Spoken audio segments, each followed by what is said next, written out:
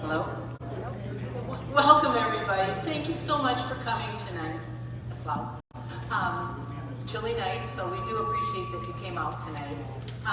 My name is Jane, and I am a lifelong Maplewood resident. Grew up over behind the Keller Golf Course, and my husband and I built our home over right across from Weaver. We have the Bruce Vento Trail is in our backyard, so this issue definitely is personal for us. We use the path all the time. We walk our dog. We're between Coe and County Road B. We have the fence right now that has the big sign on it. So if you ever see the friendly black lab out there, you'll love on everybody. So, but as I said, thank you very much for coming. We're going to have my opening remarks, and I'm going to have one of my members. I should say that I'm heading up our No Rush Line Coalition. It's a group of citizens. There's probably, 10, 15 of us. We've been getting together for about 18 months, and we're trying to educate people. We want to really make sure that this comes off as we're educating, letting people know about the project. We've had rallies in White Bear Lake. We had a rally in Maplewood, so I'm kind of heading this up right now. So but I'm going to have one of my coworkers come up and do the presentation, and then after that we're going to have an open mic to do some public comment. So I'll pop back up after that.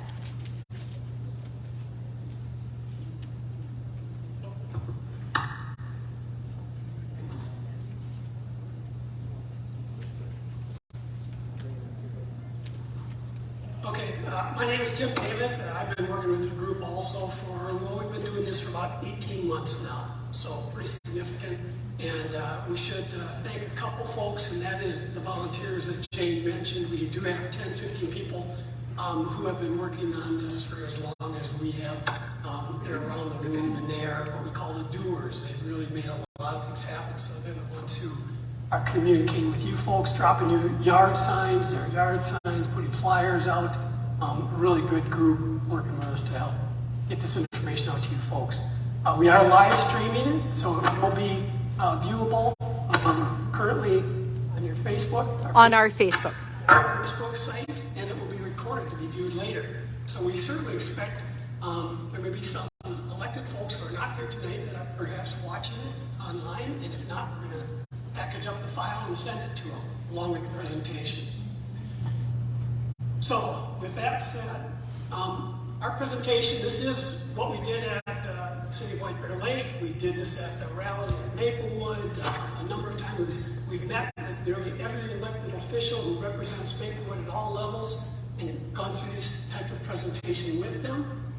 But there's been some things that have changed just recently, so there's some really important slides at the end. So we're going to talk about who we are, what is the Purple Line, our concerns and voices of the communities, what we're hearing from folks, and then the City of Maplewood status. That's what we're really going to dig in. That's critical. Ideas for transit, a resolution, and then your action. You folks who are here are obviously very concerned about this. We want to help move you folks to take some action.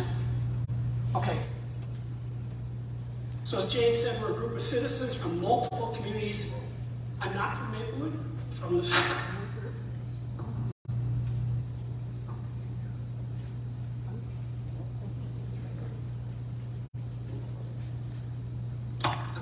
Okay, let me try it again. They did have a battery issue. I live in White Bear Lake, have my entire life, but I told the folks my first 2 years out of college, I worked in an office and I had a desk right outside this door in this building. My desk was right out there at table number 3. So we're all connected. We are not. Too close. Yeah. Okay. We are not opposed to public transportation. That's key for us. Our group has firmly decided we are not opposed to public transit. But we do want effective, efficient use of transportation dollars, and we want the right fit for the transit users in the community. So that's what this is very much about. What's the right fit for transit in the city of Maplewood? Okay. So what is the purple line? Hopefully you folks have got some understanding what the purple line is. It used to be called the rush line. And we were out there working so hard in opposition of the rush line. The Met Council, in their wisdom, decided to change the name. Coincidence? The purple line. I'm sorry, that's editorial comment. Purple line? It's 89 buses every day from St. Paul to the Maplewood Transit Center. 89 every weekday. 10. 76 buses every Sunday. I'm sorry, Saturday. 68 buses every Sunday. Cost $474 million to build. Now, just to note, it's not just about dollars, but that estimate was generated many, many years ago, so I'm going to guess that dollar estimate is different today. Annual cost $15.3 to operate. It replaces 6 miles of the Bruce Vento Trail, and that's one of the most significant pieces of this that we're here to talk about. Okay. And just to make it clear about what that means, replaces 6 miles of the trail. There's a picture of the before. Bruce Vento Trail, hopefully you all are familiar with this beautiful tree canopy corridor that people walk, bike, jog, and rollerblade on. It's one of the top 10 regional trails in the Twin Cities. And this graphic is a before and after, and this is from the Met Council presentations. The after takes out a 100-foot width of that tree canopy and replaces it with what they call a bus expressway. I'm going to come over here. Yeah. Replaces it with a... Now you're by that one.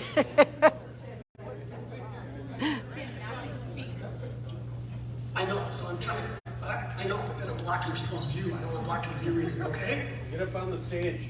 I'm not getting up on the stage. So there's the before, and there's the after. After is a bus expressway with what we call a sidewalk next to it.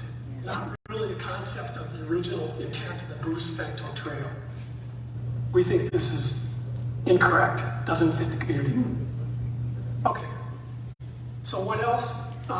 This is what we call our concerns and voices of the communities. Now, just to let you know some background, when the Met Council first came into the city of White Bear Lake and did a presentation at City Hall, I went to that in 2018, I think it was. And at that point, our community in White Bear Lake was so upset that a petition was started online, and one of our local folks who live in White Bear Lake started this petition, and within a few months, we had 4,000 people sign that online petition in opposition of the rush line coming into White Bear Lake and Bruce Station. 4,000 people. That continued in 2019, and our group, which just convened a year and a half ago, realized that the Met Council wasn't responding to that opposition. So we ramped back up this effort, and since that time, we've probably had 1,000 conversations with folks from multiple communities that are in opposition to the rush line, purple line. Okay, and why? Ridership estimates are outdated. They were done pre-COVID. Public transit needs post-COVID have changed. BRT ridership is down 43% in 2021 versus 2000. Local bus service down 58%. If all net transit ridership for the first 6 months of 2022 is half of pre-COVID ridership. So the Met Council will be publishing, there'll be a little PR release that says, boy, you know, our ridership is coming back up. We've increased it 12%, 23%, whatever the number is.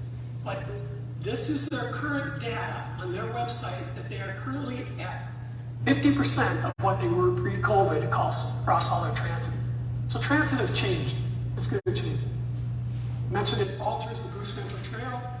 Businesses and residents propose a line. Estimated cost for the first year to operate this bus line, based on their $474 million to build and $15.3 to manage for a year, and the number of riders they estimate, it results in a cost of $240 for each of those riders. If they operate it for 3 years, that cost goes down. But even after 3 years, factoring in the build cost, the subsidy essentially is an $85 per rider. Okay. Other things that we are hearing from the community also. It's not an express bus service. And the original view is that it comes from St. Paul, through all these communities, and ends up in White Bear Lake. People initially thought it was an express busway. It was called the Rush Line. It would have taken 45 minutes to get from downtown White Bear Lake into St. Paul, 21 stops. So it's not an express bus service, so it doesn't get you into St. Paul faster. It's not curbside to curbside. It's very dedicated stations, spaced out. It removes all trees within a 100-foot wide corridor of Bruce Vento Trail. It's a bus expressway alongside Weaver Elementary School, which seems to us to be a safety issue. Buses and parking in Harvest Park reduces the park size of Harvest Park. So they're going to take some acreage in Harvest Park. Okay. Now, I mentioned the petition that was started in 2018-19. 4,500 people signed that petition. We have been out, our group, for the last 18 months as we ramped this opposition back up because we didn't feel the Met Council was being responsive. We've contacted 123 businesses in multiple communities, and we didn't cherry pick, we just walked in the door. And out of those 123 businesses, we talked to either the owner or a manager who represents the ownership of that business, and 119 said they opposed the project. So it's not just the residents, we've talked to the businesses who don't think it's going to benefit their business. And that's across multiple groups. Event centers.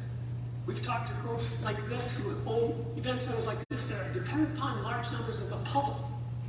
And they aren't in favor. They don't think it will benefit their business. They don't think that's how people are going to get to their businesses. Across multiple types of businesses. Approximately 800 people have signed, we have these orange cards over there that you can write your name, address, or sign it, and then we mail it to an individual elected member of either the city of Maplewood, city of White Bear Lake, city of Baptist Heights. We mailed them to Ramsey County. We mailed them to the Met Council board members.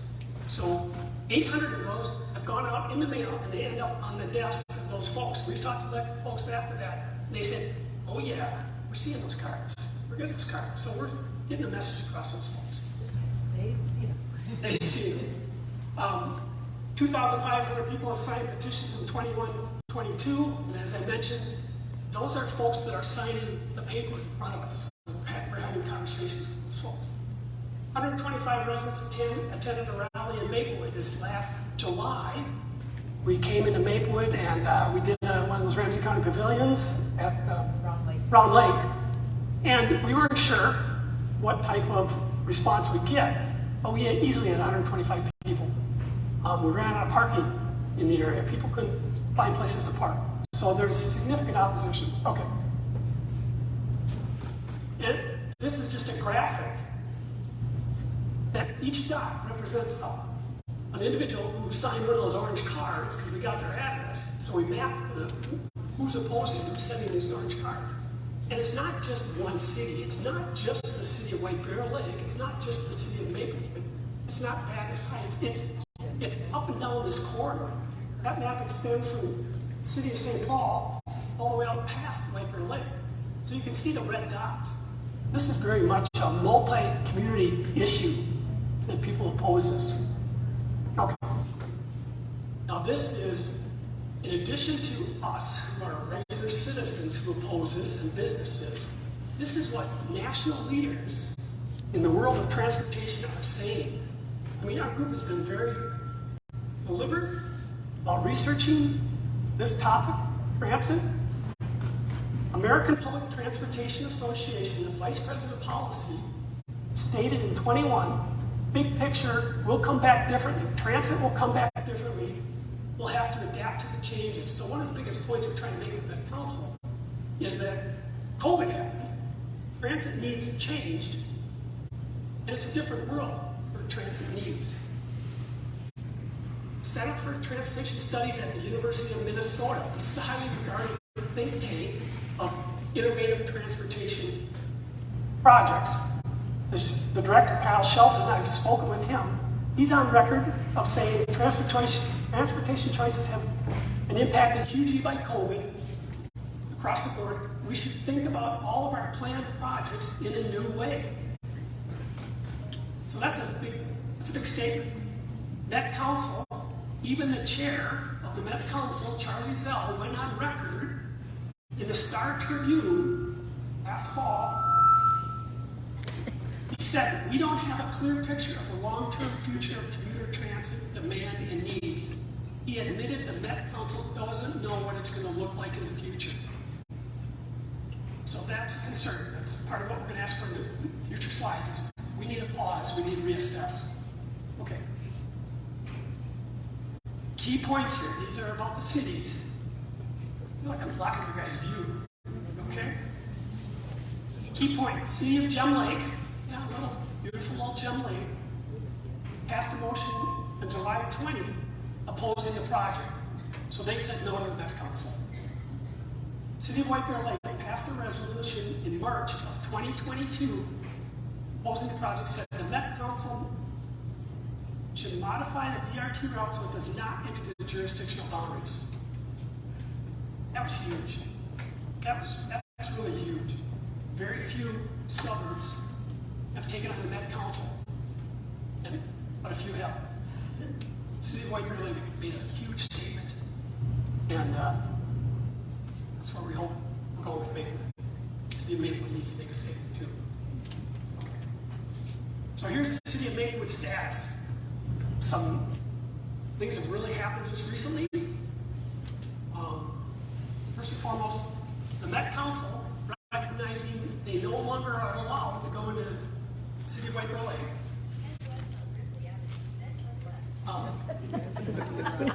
That's how transit changes. You can transit. Just a caveat about what City of White Bear Lake did and what Gem Lake did, etc. The Met Council is a very powerful organization. Be careful about how I phrase this, but you can't stop the Met Council, is what we're told. You can't stop the Met Council. They're a big, strong organization. Okay? But we think we can influence them and self-steer them. So, with that said, that means is the Met Council could choose to ignore Gem Lake's opposition. They could choose to ignore the City of White Bear Lake's resolution. There is no law that they have to abide by to not go into those municipalities. However, they are listening. Okay? So we appreciate that, we respect that. They are recognizing there is concern out in those communities. So the Met Council said, okay, we can't go into the City of White Bear Lake. We need to consider 3 different routes after coming through Maplewood. Where are we going to terminate the line? Should we terminate it at the Maplewood Mall Transit Center? Should we terminate it at Century College? Should we go into Vadnais Heights and terminate it at the Transit Center over by Walmart at County Road E? Okay, so they're considering 3 different options. Now that's very live and in play right now. Yeah.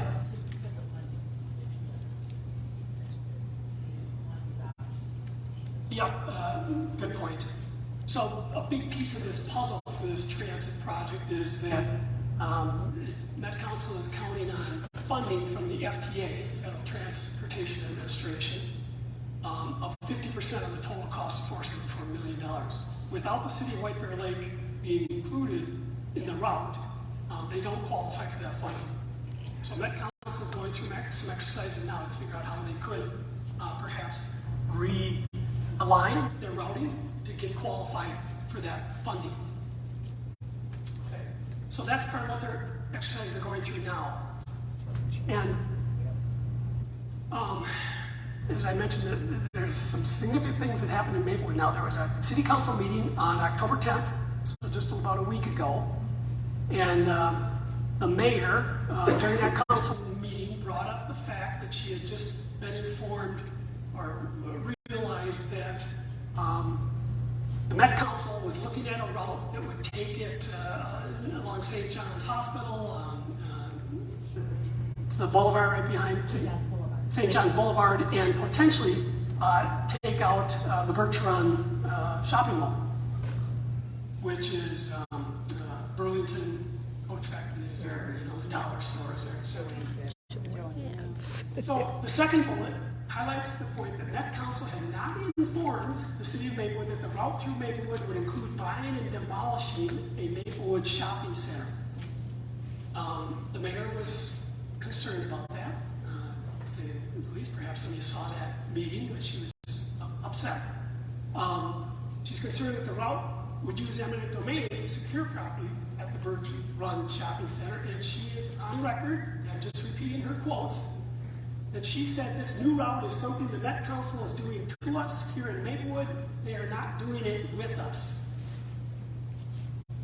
Okay, so that's a big statement. And I just want to note, I didn't mention it earlier, but you see the E8 up there, City of Maplewood status E8. Our group has been very deliberate about sourcing our data, our information, and so we have that source at the back of the last slide. You'll see that. So all these references to quotes, whether it's from the American Public Transportation Center, we've got those all cited. Okay.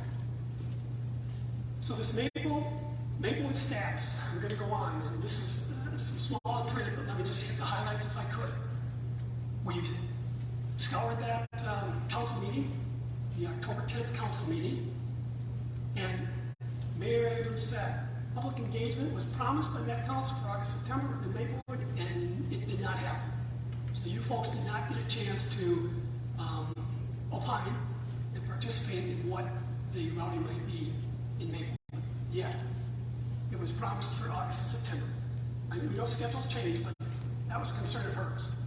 The plan would take land from Birch Run. She intends to bring forward, this was key, she intends to bring forward a resolution to withdraw Maplewood's support of the Purple Line. It's like one of those kind of wow moments.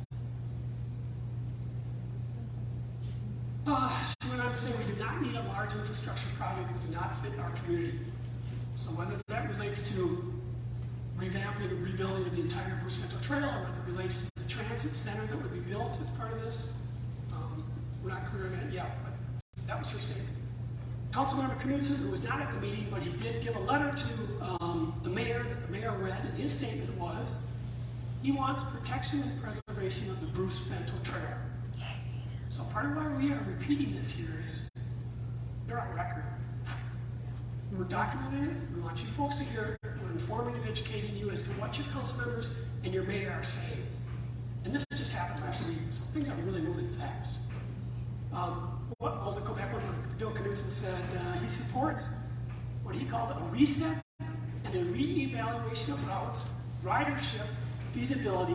Maplewood needs a project with a better fit, with a more open process. So these are what your elected folks are saying. Good comments. Okay. Councilmember Juniman said, and each of the council members spoke up as the mayor asked everybody to opine. Juniman said she wants transit. Large employers have told her they want it to get folks to their sites. We recognize that's a concern. She has no trust in the Met Council. She supports withdrawal of support and a new process to discuss transit. Okay? Councilmember Kay said, Purple Line was not feasible.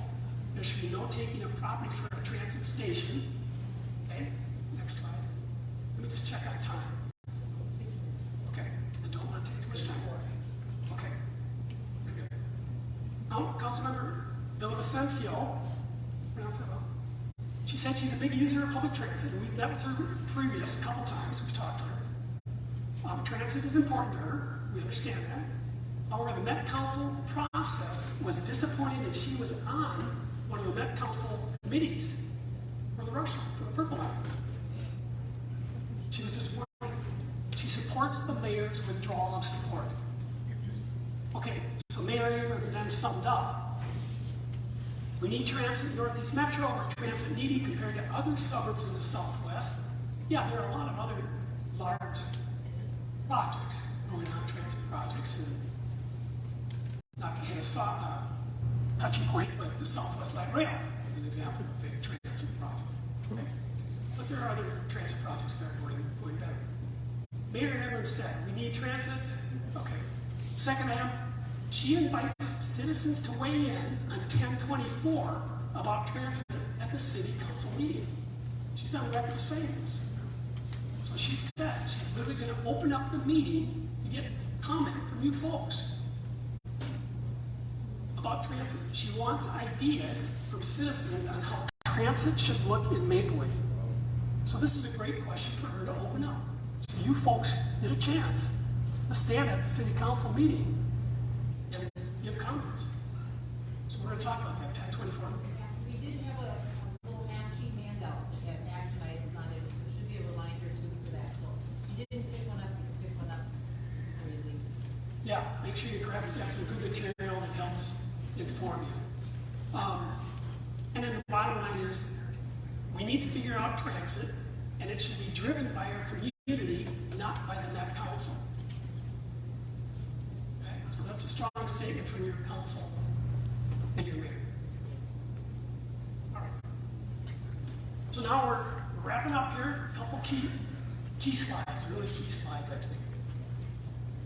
The mayor opened up the question, what should transit look like in Maplewood? She wants to hear from citizens, businesses, residents of Maplewood. Our group has been working really hard on this topic for 18 months. Doing a lot of research and diligence and listening to a lot of people.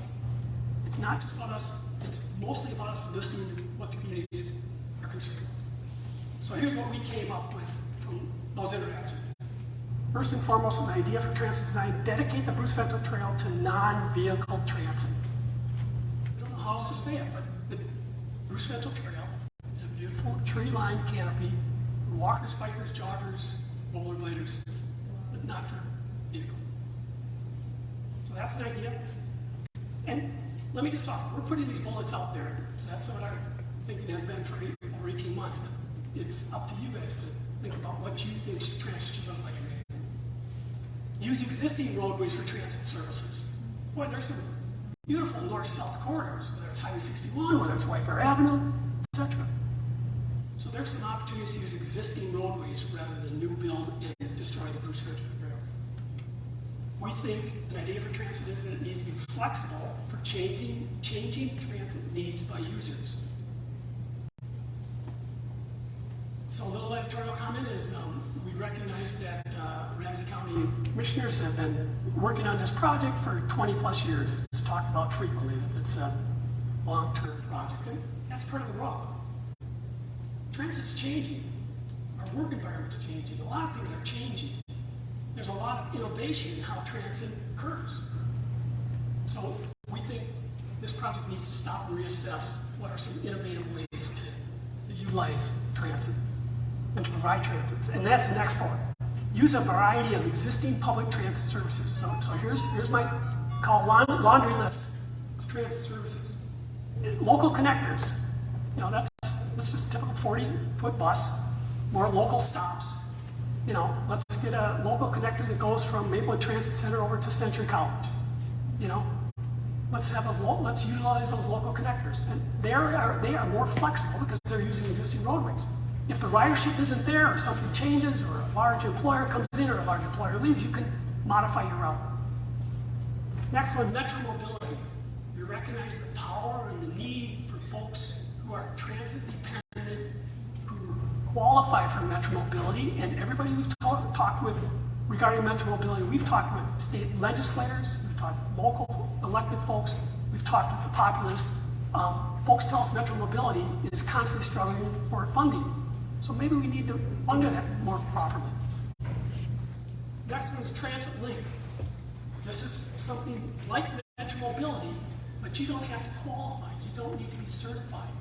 Transit Link is available to me, you, on demand. You can call up and say, pick me up at my curb and take me to Cub.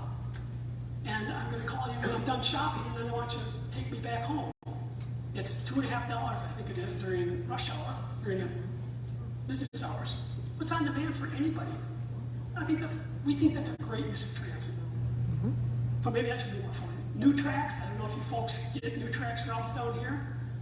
New Tracks is a regional bus service. It operates more in the northern suburbs, White Bear Lake, goes to Vadis Heights, and actually the routes that go out to Stillwater goes up to Forest Lake. So New Tracks, they use shorter buses, and they are more of a, they contract with a group who wants to have their seniors picked up and brought to Cub or brought to Sunday church. And they also have dedicated routes that they go every 45 minutes or whatever that time frame is in communities. And we've spoken with them. We think New Tracks, which has, I think, probably 40, 50 buses that they garage up at Highway 61 and County Road E, that could be expanded. It's a great use. The next one, Metro Micro Mobility. Now, this is an example of innovation. Met Council just initiated a new program called Metro Micro Mobility, and they are calling it something that we've been talking about for months, concept of Uber for buses. It also is an on-demand, really you download an app, and they said they had 600 downloads within a matter of, I don't know, a couple weeks or something. And it's a similar localized service, but you can download an app and say, I need to go from here to here at a certain time, and the bus picks you up at the curbside. I mean, we think that's innovative. We think that's a neat thing to explore and look at in the new transit world. Okay, so ideas. And the bottom line about ideas is simply transit designed by the community so it's a right fit for the community. It seems pretty significant, really, but it's an idea. Let's make sure our community decides on something that's a right fit. Okay, now this concept of the mayor offered up that she's going to present a resolution to withdraw support of the purple line. So, this is significant. As I said, the city of White Bear Lake went through an exercise to create a resolution that said, we just don't want those BRT buses in our jurisdiction. That's pretty strong. I think for a city, that's a good place to be in if you have to negotiate with somebody. They can now say what they think anything should look like. That's a strong position. So a resolution, the devil's in the details. What's going to be in that resolution? We just called the mayor recently and asked if what's going to be in it. Apparently it's been drafted and it's being reviewed internally, so it's not public. But on October 24th, the mayor and the city council are going to sit down and talk about the drafted resolution for the city of Maplewood and how they respond to the purple line. So our group, having gone through that exercise at City of White Bear Lake, and have been thinking about this, working on this type of thing for 18 months, our view is that a resolution should be something like including the Bruce Vento Trail is removed as an option for vehicle transit permanently. Number two, a transit needs study for Maplewood is completed by an independent, objective organization. And I'll pitch this long and hard because, just a little background, I worked in government for 25 years. I worked for the city of Minneapolis as an analyst in public works for 7 years, and the finance department for 5 years, and after that I spent 13 years as a management consultant to large government organizations, helping the state of Minnesota, state of New York, state of Illinois decide how to deliver services. And what we find out is very important is if you really want to analyze a topic, do a fair, objective review of that topic. You need an independent, third arm, objective group to do that. I mean, we do understand the Met Council is going through some exercises now to understand and think about what transit might look like in the future in ridership. We know the U of M is doing some analysis of that also. But you need to make sure it's an independent, objective view on the topic. Transit needs. What does the community need for transit? Okay, third item, simply a process for project design and community engagement developed by the city of Maplewood and implemented by the city of Maplewood.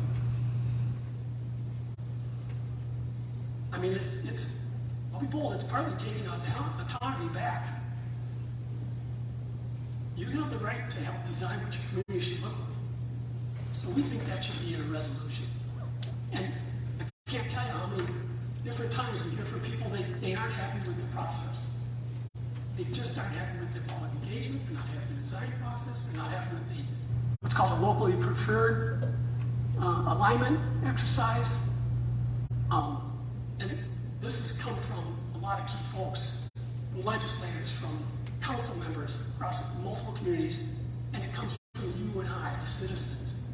As I said, I went to that first meeting in 2018 in City of White Bear Lake, and they said, pick between 5 options of where the station is going to be in White Bear Lake. And we all came out of that, and a number of us kind of stopped, and we said, well, you know, they never gave us an option for no station. Okay. So we weren't happy with the process. So that process should have strong input by the city of Maplewood, and we think it should be driven by the city of Maplewood, not driven by somebody else. Okay, we wrap up here. So now, this is what we call your action. Call you to action. Express your view of the proposed Purple Line and ideas for how the transit should work in Maplewood. We want you to call the mayor, city council members, Ramsey County commissioners, and Met Council board representatives and express your views, and attend the city of Maplewood city council meeting 10/24, 7 p.m. City Hall, 1830. You know, folks know where City Hall is. And these last 2 slides, that information is on that handout over there. So what do you say if you were closer to 7:30? We could go a little closer to 7:30. Yeah, apparently it's going to be on the agenda, one of the last items. Okay, so just a heads up. And I've been to hundreds of thousands of meetings like this. It's going to be tough, but you need to be present. It's really important to be present and to speak up. And think about what you want transit to look like and why. What's important to you. Okay? So, with that said, we're going to be very deliberate. We've always been very deliberate in our group to ask everybody who talks about this issue to be respectful and civil. We respect all the work that every agency is doing on this, every elected official is doing on this. We just need to make sure we get to the right place to make sure it's the right fit. But be respectful and civil in your communication with all your elected and appointed officials and with staff. Okay? So, with that said, there's our list of sources. You may not be able to read that, but this presentation will be posted on our website and our Facebook site, so you can revisit it, take a look at it. And with that said, I'm going to hand it off. So now we're going to open up our mic. Suppose we can use the time too to ask questions if you have any questions. We're going to put the mic here. We'd love to have, did you have a question? I have a question. You talked about Transit Link being available to anybody who wants to call and get a bus to come to their house and take them anywhere. It's my understanding of Metro Transit that it's only available if a city bus isn't within a certain range of your home. I don't think you can call up and have them come to your home. Oh, I understood that you could. Well, And I know it's also a limited area. I mean, I couldn't call them and say, take me to the airport. right, Yeah. I understand that. But who do we contact if we want to know about that? Is that the Metro Transit? Yep, it's Metro Transit. Yep, look it online. But my understanding it is available. You know, I'm not near a bus stop. I think I'd be able to do it for $300. You know, we do have someone here that wants to maybe say a few words. We're going to do a comment. We're going to do 3 minutes for public comments. You know, we just want to make sure we keep to the topic, but if we can do that for a minute, and then Let's do a couple more questions. Okay, well, can we do a couple questions? Can we get them a mic? So it's okay if people want to ask questions, I can just be, do you want to, go ahead and say it. apologize. I'm sorry if people feel like I'm kind of cutting in here. My name is Kim Schmidt. I have lived in Maplewood over 20 years, and this project of the bus line is also tied very tightly with the density, because the bus needs to serve people. And White Bear Lake has said no, Matamita has said no, has said no. So what they're doing right now is they're trying to locate all this density in my neighborhood in Gladstone. And right now, currently, they're trying to put a 5-story apartment building next to single-story homes. And they've already taken one development from 31 units per acre to 50. And now they're taking another zone that's zoned 6 to 10 units to 10 units per acre up to 50. And so they're continually trying to pump up the density right around English and Frost to bring this line in. This is on pause. This isn't on stop. What they're doing is they're going to try and bring in the density and say, okay, we have the numbers, now we can get the funding again. And so this is, what I'm doing tonight is I've called all my neighbors together, and we're all going down there. It's the second public hearing. I called every single planning commissioner because we needed to be able to talk again. The developers shut us down when we were talking to them. It was at 8:10 and they said, nope, we're done, we're not taking any more questions. And so we didn't have our chance to get our say about what's happening in our neighborhood. And this is very much, these issues are tied together. Stop the density, stop the rush line. They're very much intertwined with each other. It's very important that we watch what's happening in Maplewood with all of this density and building. Every time you open up at Maplewood Monthly, it's a new apartment building, more apartments. And that's what they're trying to do, is get the density here and get this gosh darn line in. That's really what they're trying to do. So if you have time tonight, you can stop down to that commission meeting. It's down at City Hall at 7 o'clock and show your face. I've asked all my neighbors. We had a very, very light flyering because the city doesn't have to flyer that far. And we had 30 to 40 residents there at the first hearing. I expect there to be even more in support of this. And when this went to the Planning Commission, they did ask, what is the mass transit for this area? And city staff response was, there's a bus line going in very shortly. So this is not stopped. This is just on pause. Thank you. Thank you.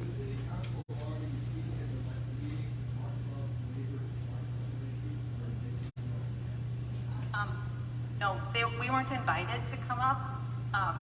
She thought we were there about the rush line, and we were there actually, we were there in protest of this high density. I mean, yes, we are against the rush line also. We don't want either of them. They're putting a lot into our neighborhood. We're kind of becoming the catch-all for solving all of Maplewood's problems. So, no, we weren't invited to come and speak.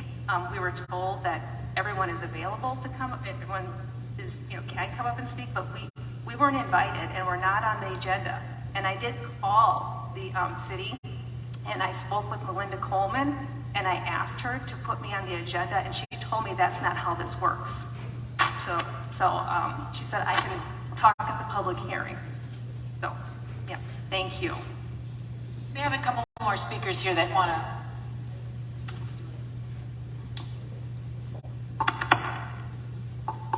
Can I turn this way? Okay.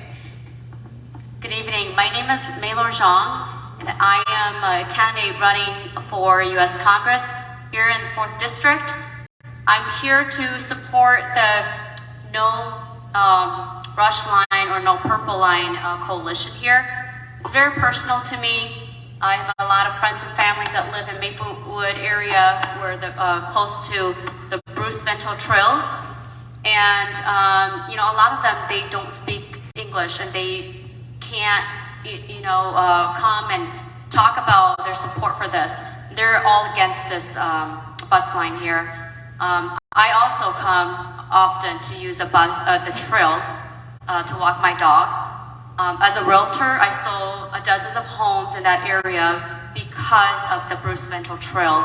And so I think that if they're gonna take down a lot of trees and build express a bus line. It's an environmental concern. And we cannot afford to have them remove all those trees, building an express bus line in people's backyards. We have a lot of elders use that to walk, to exercise. Families use that to bike, children. And so it's important for us to keep this trail and keep it beautiful the way it is. So thank you. Thank you. Did you want to ask some questions? Sorry. Thank you. Thank you very much. Question. Because currently, Met Council is undergoing some huge study called the Rethink I-94 project. I don't know if anybody of you heard of this. Because they're feeling really bad about what they did to the Rondo neighborhood by running an I-94 straight down it. At the same time they're doing that, they're still going on and funding another huge mistake where they're going to run a 100-foot corridor of no trees right down the middle of Maplewood and destroy the Gladstone neighborhood and all the area around it. And it seems like it, do they not look at what they're doing elsewhere and say, hey, this is a mistake we can avoid?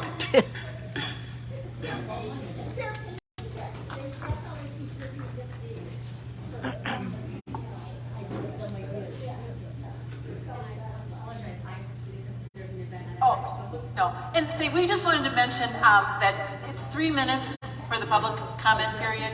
We certainly want to try to keep them to the comments to the purple line. So you don't have to, we can kind of get up one at a time if we want and have some, certainly, this is good information for everybody. My name is Dave Nelson. I'm a Minnesota master naturalist. We deal with nature and everything. Along one of our chapter members picks up the trash along the Bruce Vento Trail, and she monitors, she's GPS 127 rusty patch bee colonies. They are protected. Also, you probably heard about the monarch butterfly. They also use that, but a lot of them got froze out by going south. They went to Texas and there. Also with the bluebirds, bluebirds got froze out. 70% of them got froze out. So the bluebird houses along the trail, they're not getting the bluebirds. We need to protect the area. There's wildlife in there, and a lot of people don't know about the rusty patch bumblebee, but it's a pollinator, and it's something that we need, and apparently there's something right on that trail that bee needs. Kathy even went off the trail quite a ways, and that bee only sticks onto that trail because of the plants that are there. So I'm a Minnesota master naturalist. We deal with the U of M and the DNR, and that, so I'm opposed to them not using, not even up to English, not even the whole Bruce Vento Trail is all protected because Kathy GPS'd it all the way. So we need to protect it. Yes. Thank you. Come to the city council meeting and state that. You can come next Monday. So you can state that. Kevin Berglund, and City Hall is a disaster. A complete disaster. I've paid attention to this for like 6 years, and I've been to these policy advisory committees, policy PACs, they call them, policy advisory committees, on this particular Bruce Vento Trail at the Maplewood, many of them were held at the Maplewood Nature Center. They're sad. Vicki Reinhardt, County Commissioner, next to her, her buddy, Joanne Emerson, Mayor of White Bear Lake, which the city of White Bear Lake drove out of office because of this. Mary Lee Abrams sat right next to them. And of course there was generally no agenda for these meetings. There was no minutes for these meetings generally. I asked to have them audio. There was no audio. I asked them to have video, no video. I asked to speak. Occasionally they let me speak. At the very end, and you know what? Those three rolled their eyes. Mary Abrams, in my mind, needs to have the same fate that Joanne Emerson of White Bear Lake. That's why White Bear Lake was able to get stuff straightened out. Isn't it shock and awe? City Hall, which is a disaster, a few weeks before the election, all of a sudden decides, oh, we've been voting unanimously on this for 7 years. Every vote that was taken at that policy advisory committee, unanimous, and now 3 weeks before the election, oh, I don't buy it. I mean, City Hall, this woman here said it looks like they had a sneak attack on their neighborhood. They have it sounds like some sort of deal with the developer, and it seems like it just came up at the last minute. And the residents weren't even notified except for a few feet. Most of the residents in the neighborhood were notified, and they're not even, City Hall is not going to let them speak, even to get up and protest. And I don't know, she was talking about the commission. What is the public going to the planning commission for? The planning commission, those are just their cronies that are appointed to that. Why isn't the public hearing or whatever she's going to in front of the city council? It sounds like she went to the city council last week to state her case, and they had no time for her. Okay, yeah, thank you, Coalition. Thank you for your good work on this.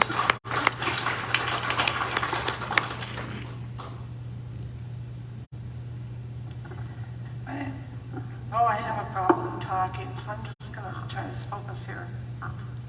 My name is Margaret Lovelace. I live in Maplewood, about a half block of where this trail is supposed to be going through. First of all, I'd like to thank everybody who's put any effort into the know of this. And for this informational meeting, it's the first time I've connected. And I will be gone during that meeting next week, or else I'm here.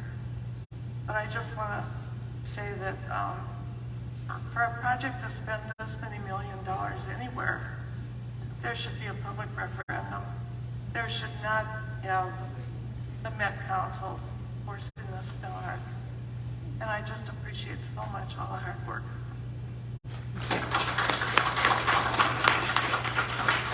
Before I forget, I do want to make sure I shout out to the owner of this facility to open this up for us to be here. They do have a restaurant here, and I was not aware of that. So please, frequent that, visit that, and just definitely a big thank you. So I want, if anybody sees two year, I think is how you say his name, has been just a wonderful help to us. So.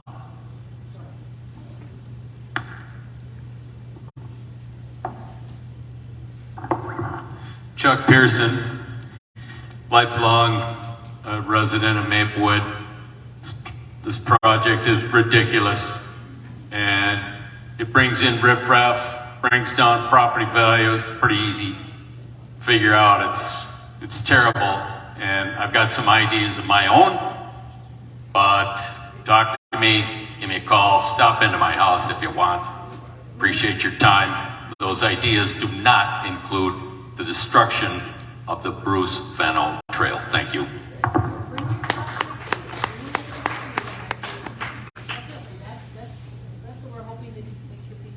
Sorry, make sure people know they can bring their ideas. We gave you some thoughts and ideas, but other people have other thoughts and ideas. Hi, my name is Erin Sim. I'm with half a dozen folks here from suburban Maplewood, otherwise known as St. Paul. We live just south of Maryland.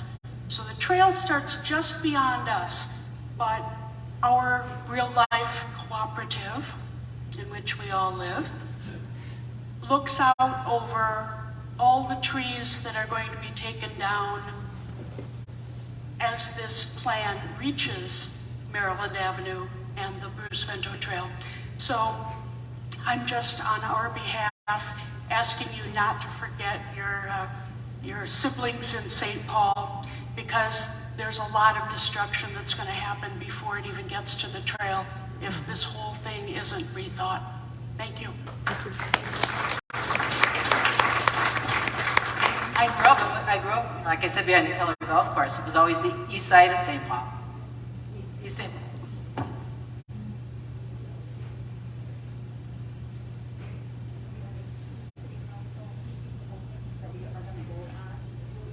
Yeah,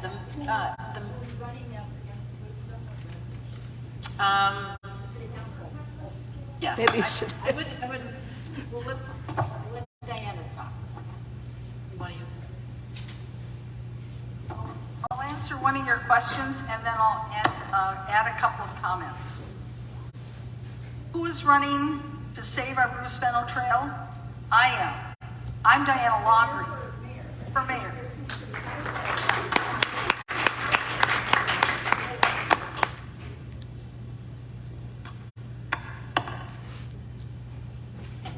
And I think that my view for many years has always been exactly what my card said.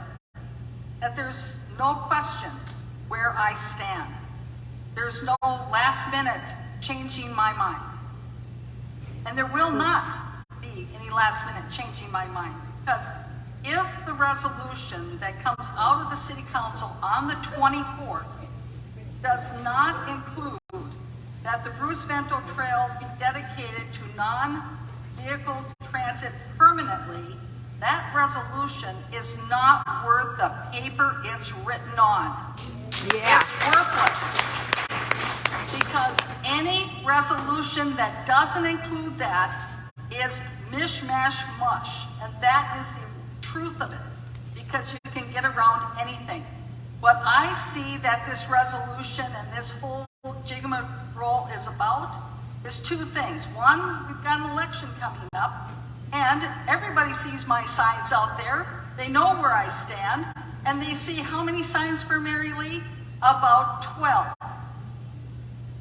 12, okay? So the heat is on.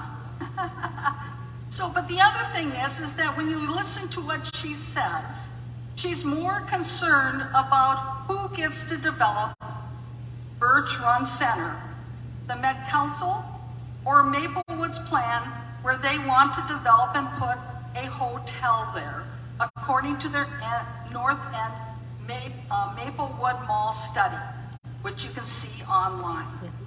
And so it's really a fight to negotiate with the Met Council about, will you back off Birch Run Center so that we can go forward with our plan and not your plan? And when a reporter called me up today, I told the reporter that that was my theory about why this is all going on, because not once does she say anything about save the Bruce Vento Trail. She's more concerned about, and this is the first time I heard about the rusty patch bumblebee, but she's more concerned about what's going to happen with Birch Run Center than about the nature and the bumblebees and our urban wildlife on this greenway corridor that is so important to Maplewood and St. Paul. Because if we can stop this in Maplewood, guess what? Are they going to run it just up to the border of Maplewood and say, well, I guess there we go? No, if we save the Bruce Vento Trail in Maplewood, that means we save it in St. Paul as well. Because now you've cut the momentum down substantially. And so what I want to do is, I've been part of this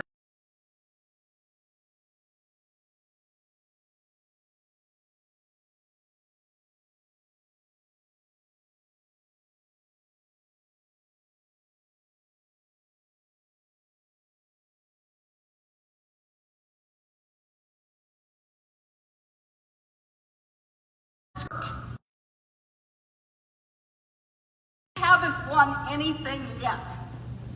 What we have won is the acknowledgement that they finally hear that we have a voice. That's the only thing we've won, is that up to this point, they have actually said, oh, no, everybody wants it. Well, now finally they're saying, oh, I guess there's a voice out there. So we've got that acknowledgement, but that doesn't mean we've won anything.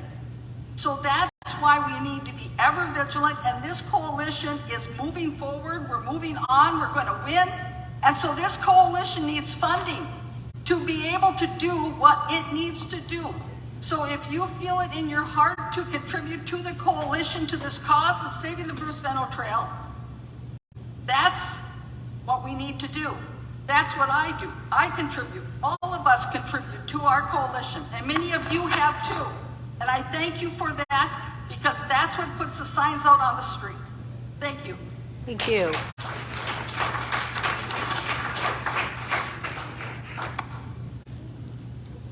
Words. Anybody else want to say anything? Anything we want us to be in? What?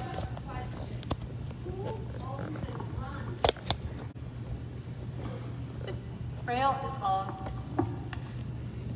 The rail. Yeah, I'll take a shot at that. Maybe Diana has more background also from being in the city of Maplewood previously, but the Regional Rail Authority has, I believe, management authority over that right away. The Ramsey Regional Railroad Authority.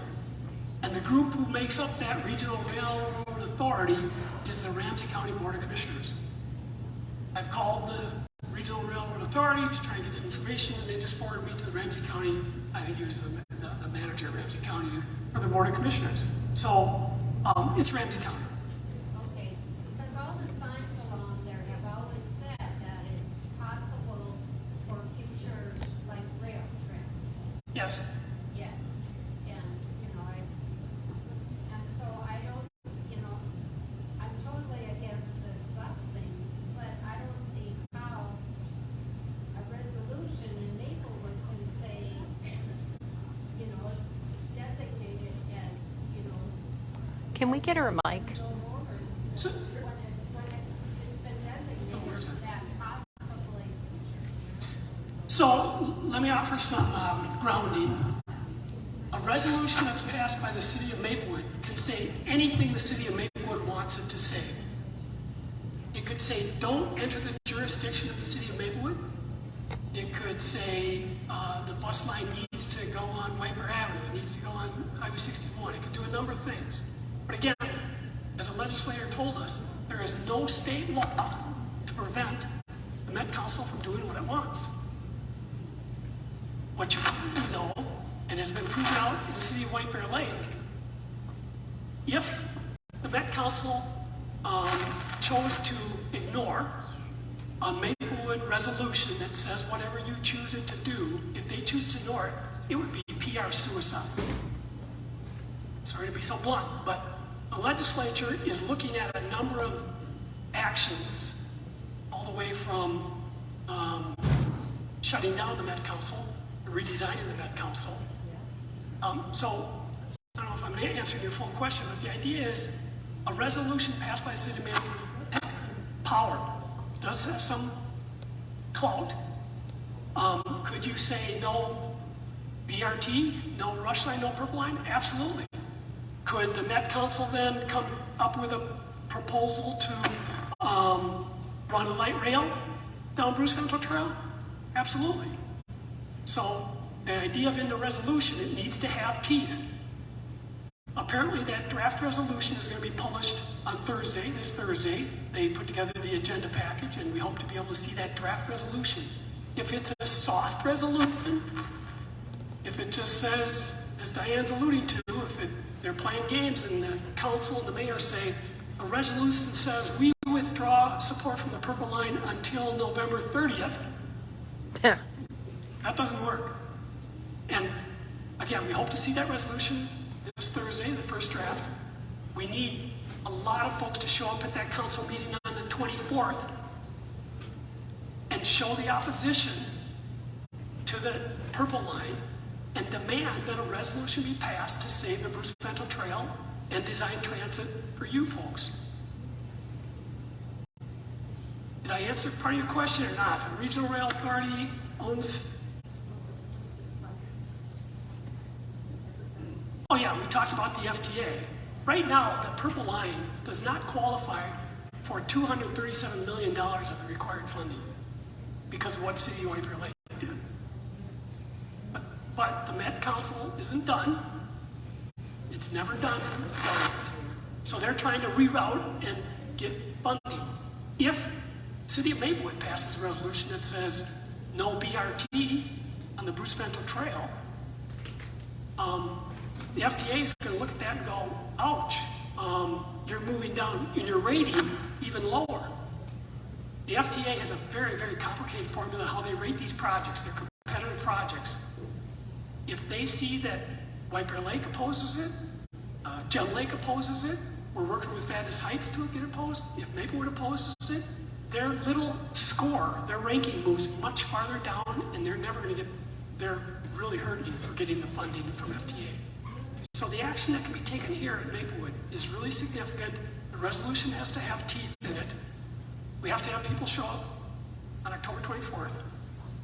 And just as a reference, when our group went to the City of White Bear Lake council meetings, and they literally were almost exactly a year ago when we got the vote, we filled the council chambers, elbow to elbow, standing room only. The council member who had been on the council for, 6 years or something, and has been involved in the council for many years, he said, that's the most people that have ever shown up for any issue at the City of White Bear Lake in over 20 years. So, and it made a difference. It made a big difference. So, I don't know if I... Can we deal with the mic? We went to, I think, 3 different meetings. We filled the room before the election with the previous mayor, Mayor Joe Emerson. We filled that room. She was upset about it. What's that? It was not in our favor. They deferred, and then the election happened, and then we went to the first meeting where they considered a resolution. One of the council members did not like the wording. We filled that room also, and then they deferred until the wording got revised and it was wording that we liked. It was really powerful after the election, and we helped those folks get elected. So it could be before, it could be after, but there's a significant window right here, October 24th, that you could get some action to happen if it has teeth in a resolution.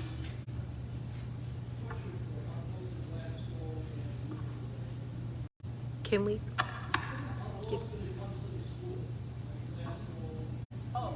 Well, for Weaver, it's going to come right on their school pretty much on their school property, because in my backyard, it's, and I'm right.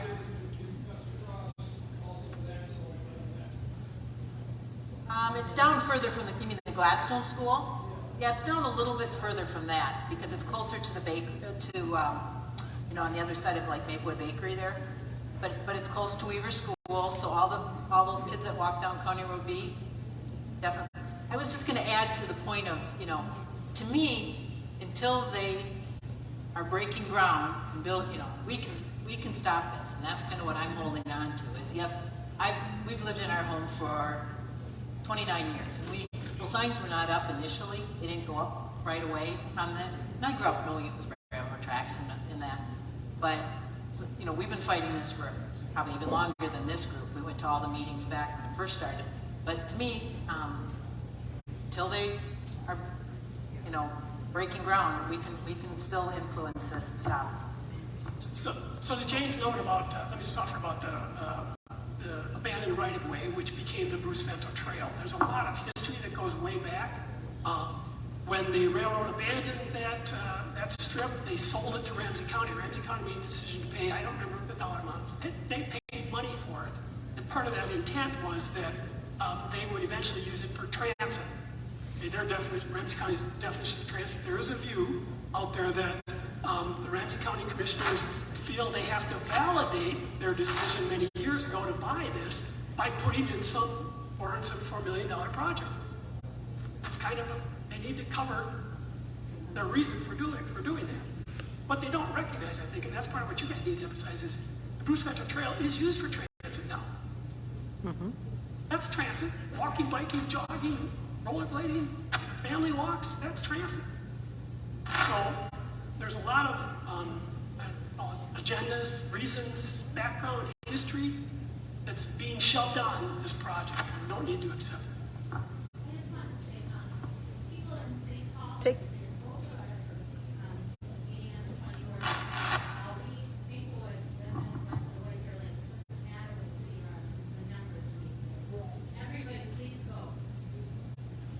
can keep your comment. Another question, yeah. It sounds like City Hall is complaining that there was no citizen engagement in August and September. I attended there since the citizen engagement, where they had those pop-up meetings, and 90% of many of them, and 90% of people said we're against this, and yet they still pretended like everybody was for it. So what is all this complaining about? How that they didn't have any, they had endless pop-up meetings, and universally, everybody was against the destruction of that tree canopy. So if they have two more, is anything going to change? Yeah, that's been a concern for our 18 months we've been doing this also. We hear that from people from every community, and we see it also. We've attended, events that have been led by the Met Council, and it doesn't seem to matter how many people oppose it. I mean, we became so frustrated for a while that we thought it wasn't worth our effort to go to some of these, because what we think, and I'm editorializing a little bit for our group, but we have a view sometimes that the Met Council, when they hold these engagements, and it's really sales presentations for their projects, they own the agenda. They don't allow the opposite view to be held. That's why we're having this forum. There's never been a forum for you folks to stand up and say, no, we don't oppose it. That's authentic, that's real. So we've gotten to the point where they just use people who would walk in the door as a number. And their PR that gets published is, you know what, we had public engagement with 125 people. I'm serious. What they don't say is 100 of those people opposed it. And additional note that it's not just us saying that, it's not just you folks saying that. There are two legislators who are really bothered with the Met Council process. A guy named Scott Dibble, he's a Democrat, represents Minneapolis area, and Frank Hornstein, a Republican, who represents, he's a Republican, and they both serve on transportation committees in the legislature. They are high-powered, long-term legislators, really bright, sharp guys, and they went on record about the Southwest Light Rail that they've been complaining to the Met Council as legislators. We need accountability, we need a better process. They said the Met Council is not listening to them.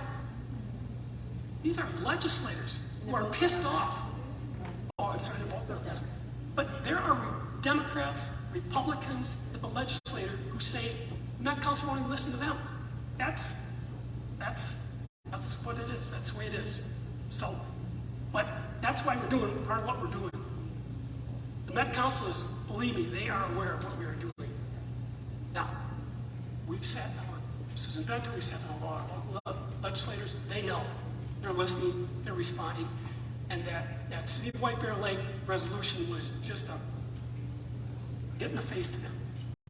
And if the City of Maplewood can do something like that, man, that's big. It's a big deal. Thank you for your work. You sound like you talked to a ton of people. Did that mayor of Maplewood up at City Hall, did she meet with you? Did she know who you are too? Can you come to the mic, please, so our people online can hear you? Thank you. So go ahead, say it again. My question was, thank you for all that you've contributed and all the time you've put into this and all the effort. And my question is, it sounds like you've met personally with a lot of people, Met Council Chair, a lot of people in White Bear Lake. My question is, they know who you are, they know who the coalition is. Has City Hall, like Mayor Abrams, has she met with you so you could see her eyeball to eyeball to see if it's just another crazy City Hall dysfunction up at Maplewood? So we've not met with Mayor Abrams yet because that meeting where she made this position just happened last Monday. Jane did call her. Again, I mentioned I'm not a resident, so we try to be respectful of who is a resident. She's a voter. She's a constituent of Mayor Abrams. So she did talk. Yeah, we've corresponded via emails, and I've made a connection to her. I did talk to her, so all of the council people, mayor, have always been invited to all of our, the forum that we had in July. They were invited to this one, so we're corresponding that way, so they do know. We've asked for individual meetings, and many elected folks some of the elected folks just opted not to meet with us. No face-to-face with any of the council. But she talked to them on the phone, didn't Yeah. I've talked to them all too. I noticed that we do have candidate here. Sure. Wondering if you'd like to say anything? I'm here to listen to what you folks have to say.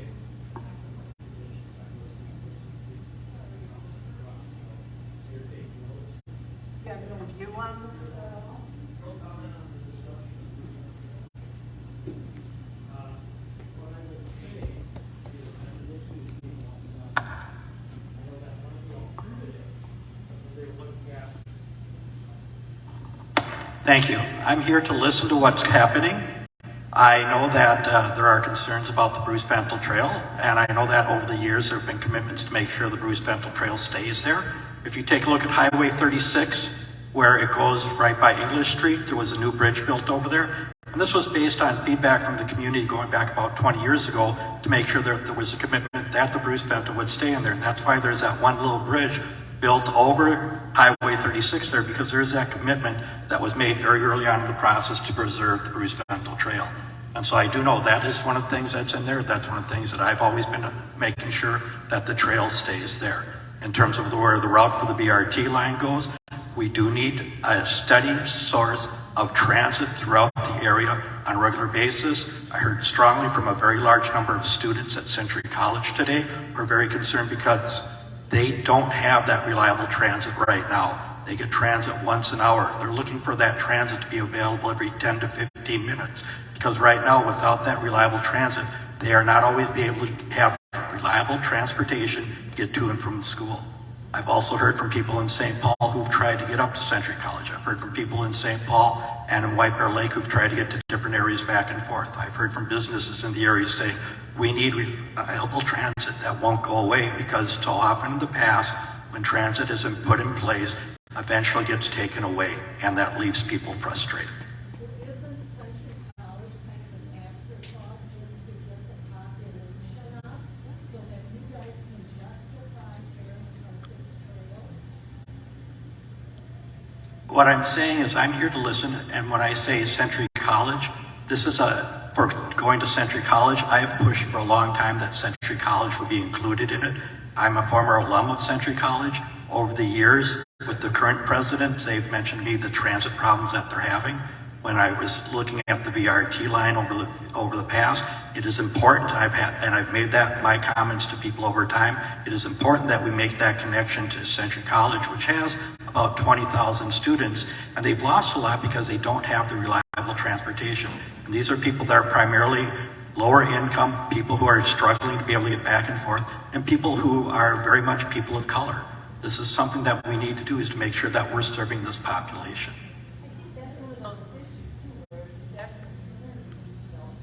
And that's what I'm saying. This is one of the big concerns I've heard over time. So I want to be very clear. I've been a supporter of making sure that we've got transit through the area that will be permanent and not go away like we've lost over the years. And this is one of the things that we need not only for the school, we need it for St. John's, for people to get back and forth there. I've heard from people there. And so I just want to be very clear. I'm here to listen, to hear the concerns that are out there, and at the same time, as I'm listening to everybody else who's expressed the needs out there, is that we need to make sure that we're meeting those needs. In other words, those options for the council, those different options. One.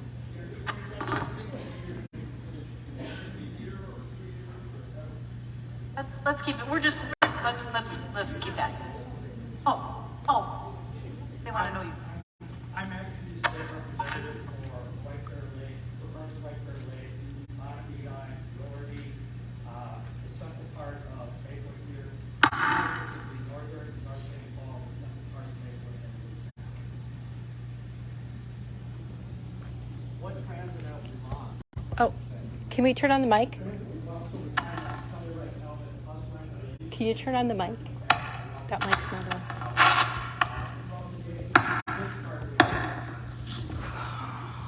And this is the big part of where things happen, is when I used to work in downtown Minneapolis, they had bus transit that would, come by just a block from my house, could jump on it, get me down to the mall, then connect into downtown Minneapolis, come back. The problem was that it would only work during rush hour. Non-rush hour, which is a lot of the students that I've talked to, a lot of the people who are in the, what I call the social service field and the hospitality field, are working the off hours. There's no transit that they have on that reliable basis. So I will say, first of all, the lines, we've lost those. We used to have a circulator bus that would cover this area, that would cover Oakdale, cover North St. Paul, cover White Bear Lake. Those funds were taken away a number of years ago, and they put them into the corridors down in the southwest metro area. That's how they funded the southwest bus lines that they have down there. So they were taken away from us, and they went down in those areas. So that's some of the history.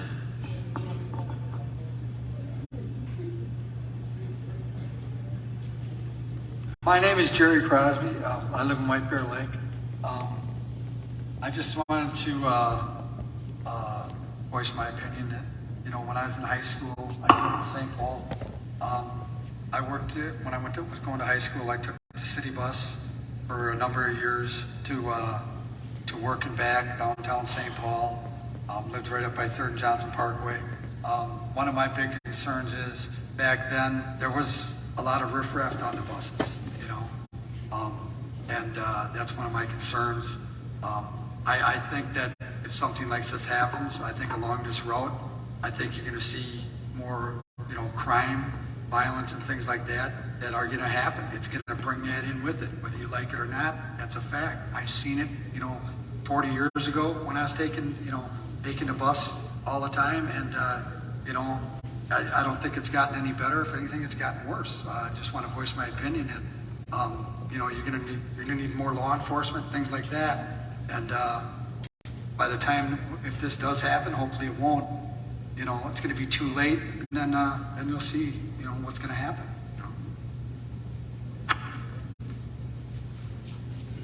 I know we're at 7:30 here, so I don't know if anybody else really had anything else they wanted to say. Well, again, thank you all for coming out. We're so appreciative. Hopefully, we'll see you next week at the council meeting. Get the flyers. We got the flyers that have the council members' names, phone numbers, to call them, the information. Our data sheet, signs, donations. Again, the donations only go to kind of help us printing costs, mailings, the posters, the banners. So that's what that's for. So nothing. Thank you for Nobody coming. takes any money from that, just those. So thank you again. Thanks. Go get a beverage or an appetizer at the restaurant too.